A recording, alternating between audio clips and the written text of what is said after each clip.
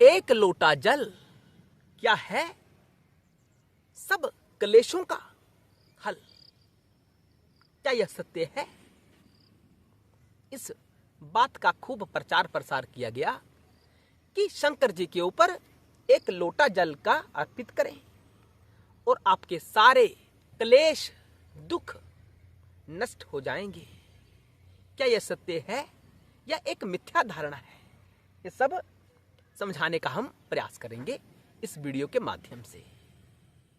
दर्शकों, शिवलिंग शिव का प्रतीक जहां जल अर्पित किया जाता है, क्यों सबसे ज्यादा महत्वपूर्ण जल को समझा जाता है कि शंकर जी को अर्पित करें। जल ही जीवन है, यूं भी कहा जाता है। और नारायण देव भगवान विष्णु कहां रहते हैं? जल में रहते हैं। नारायण, वहीं से उनका नाम अस्तित्व में आया। जो देव जल में रहे उसे नारायण कहा जाता है, ये सत्य है। और दूसरी तरफ कथाओं में यूं भी कहा गया कि जो लिंग है वह पुरुष का प्रतीक है, जननेन्द्रिय का प्रतीक है। और जो जलहरी है, जहां लिंग विस्थापित होता है, वह योनि स्वरूपा प्रकृति है, यानी स्त्री तत्व का बोधक है, यूं भी कहा जाता है। कथाओं के माध्यम से खूब बताया गया। कुछ विद्वानों का मत है कि जो यह बातें हैं ना, अश्लीलता का प्रदर्शन करने वाली, कि जननेन्द्रिय है, मूत्रेंद्रिय है, ये सब बाद में मिलावट की गई है, इसका मिश्रण बाद में किया गया है, मूल पाठ में ऐसा नहीं था, ऐसा विद्वानों का मत है।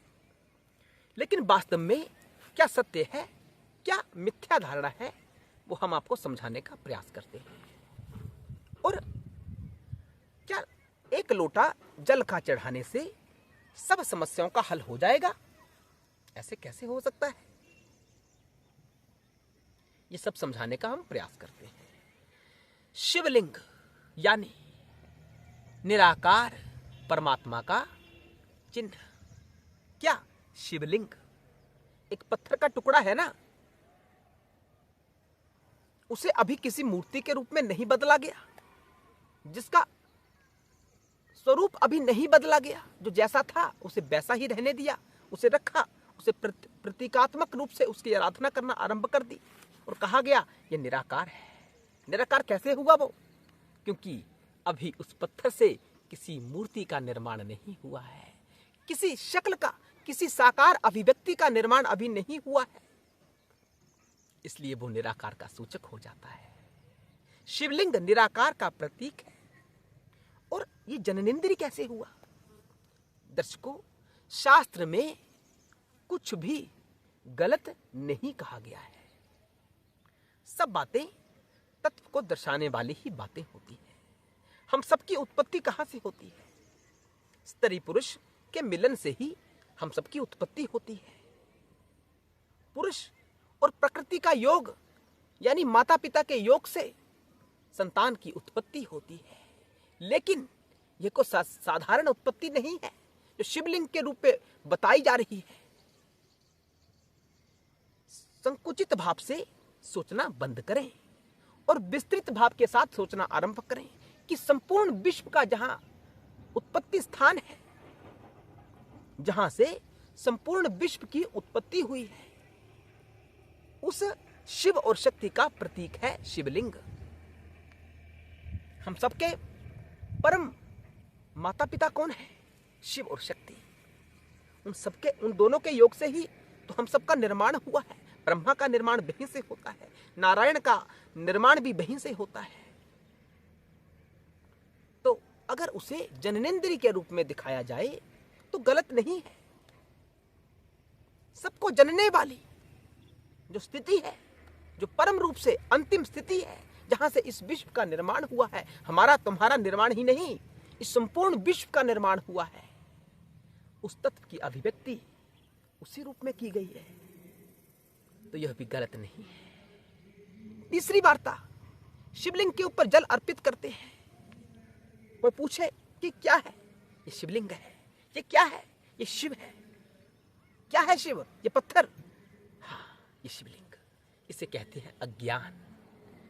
पत्थर को शिव समझा, जड़ता, तो जड़ता ही हमारे भीतर प्रवेश करती है, हम जड़ हो जाते हैं, चेतनता उसमें भरी ही नहीं। हमने समझाया कि वो परम तत्व का विग्रह है, वो शिव और शक्ति का प्रतीक है, उसमें चेतना भरनी पड़ती है। ये पत्थर नहीं है, साधारण पत्थर नहीं है। इसमें भावना करें तो ये सर्वत्र, ये जो सब कुछ हो जाता है। जो सब कुछ क्या है? वो शिव है। जो शिव है वही ये शिवलिंग है। ये भावना भरनी पड़ती है, ये सर्वस्व है, सब कुछ है, ये शिवलिंग है। ये प्रतीक है कि अमूर्त, अलिंगी कौन? ये शिवलिंग।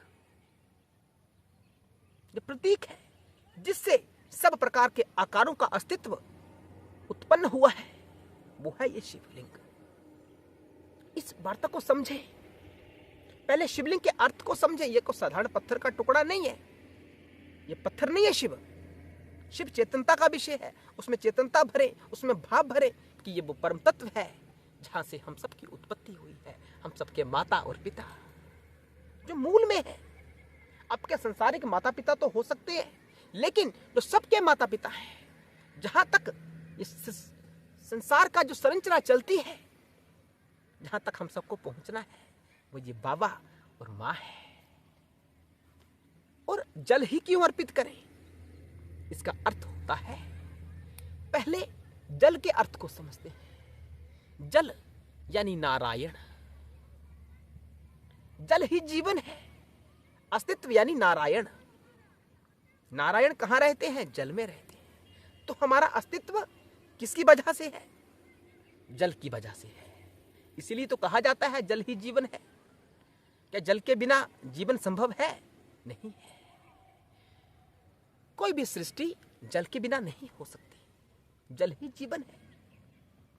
और कहा गया कि जल शिवलिंग के ऊपर अर्पित करें। जल ही जीवन है, समझने का प्रयास करें, गहरी वार्ता है। जीवन को अर्पित करें कहां? शिवलिंग के लिए, यानी शिवलिंग को समझने के लिए। जीवन को अर्पित करें शिव को समझने के लिए, आत्मा को समझने के लिए, आत्मभाव को दृढ़ करने के लिए अपने जीवन को अर्पित करें। इसलिए सांकेतिक रूप से कहा गया कि शंकर जी को पर जल अर्पित करें।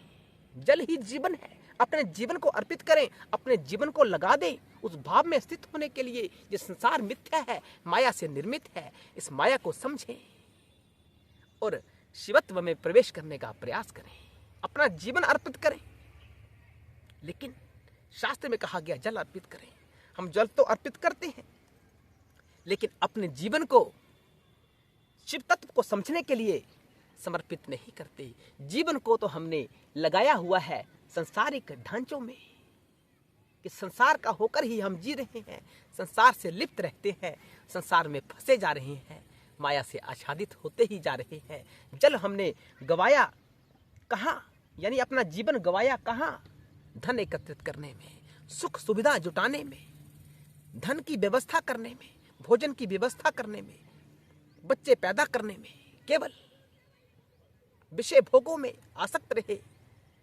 शिवत्व की तरफ किसी ने देखा ही नहीं, यूं ही जल चढ़ाते रहे, उसके अर्थ को समझा ही नहीं, कोई समझा भी नहीं पाया।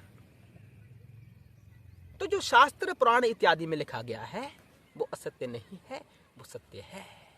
शिव को, शिवलिंग को जिस भी रूप में प्रदर्शित किया गया है, दिखाया गया है, आपको समझाने का प्रयास किया गया है, उसे समझने का प्रयास करें। बड़ा गहरा अर्थ वह समाहित किए रहता है स्वयं में।